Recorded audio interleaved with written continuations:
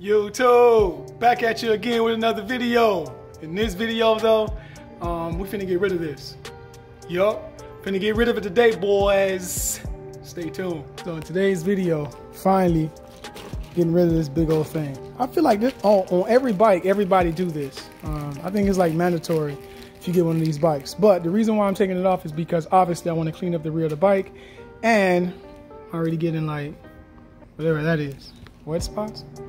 But I want to make the back of the bike look more sleek. Eventually I'm going to get rid of the rear passenger pegs. I'm going to get rid of this and this. It's going to be a true sport bike. So to start this video, we got to get rid of this. So let me open up the trunk. To take off the trunk, you need to open the back seat. Let me grab the key real quick. Hey, I'm going to be honest with you guys. Last week, I was really nervous, man. I didn't know if it was a good idea to show the bike that fast. I've only really had it for a couple of days, and I was like, you know what, let me just put it on YouTube already. And I did, man. The support was pretty good. I like the support. You guys really showed me some love, and I appreciate that. To take off this, I do got to get underneath the servo. So in order to get to it, I know I need to take off that Allen key right there, and then that Allen key right there. So this one and this one. If I'm not mistaken, I think that's it. Oh no, and then there's two more on this side. Let me see if I can show you real quick. There's one right there, and then the other one is right there. But first, let's get this servo off by taking off one and two 10 millimeters. I gotta be quick because I'm losing sunlight.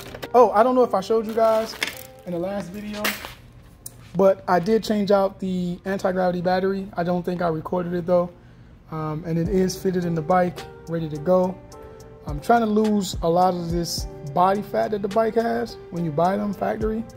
But yeah, let me just knock out this last screw real quick. And then once I get beneath the servo, oh man, I can't wait to do the exhaust when the servo actually comes out of the bike. All right, so the 4 screws you want to take off are right there. 1, 2, 3, 4. And then these wires go to the harness. Okay, so here, let me move this out of the way. And then the 4 goes here. So if I'm not mistaken, these 2 are the turn signals. And then this one right here in the middle is the, if not the brake light, it's the license plate light. This white one right here in the middle, which I plan to repurpose to put on the new license plate once I do the Fender Eliminator. So I'm gonna pop this off. It's the license plate light. And then I'm gonna take off the 2 turn signals. So obviously I won't have a turn signal for a couple of days until I can get my integrated turn signal. Let's knock these out real quick. That one's already loose. I already can tell it's gonna be a big difference. And also it's a weight savings, believe it or not, man. When you take off these rear fenders that come factory with the bike, it's actually a weight savings. Which I think is really, really awesome. Hell yeah. I gotta hold it up with my area here so it doesn't fall. Alright, so I don't think I need this anymore. Smooth the servo over just a little bit more. Take out this last one. Whoa, whoa, whoa. Why is it not coming out? I got 2 Phillips. Yeah, those 2 Phillips you gotta take off too. So let me grab a tool. Grab my little trusty Phillips here. Not the best looking, but it works. All right, so now that I got the 2 screws out, step to the side here. And this thing should just slide right on out of there. Boom. Just like that.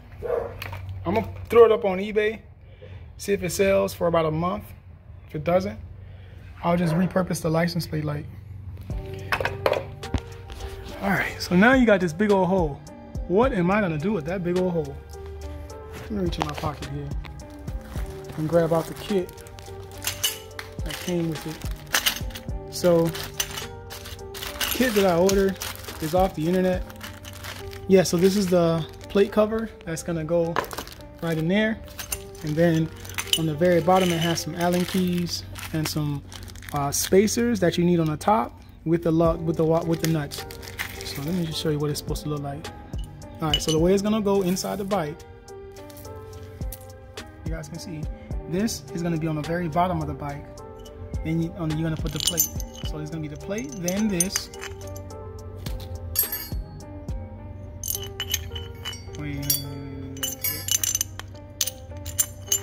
Hold it. What the fuck's holding it? Hold up.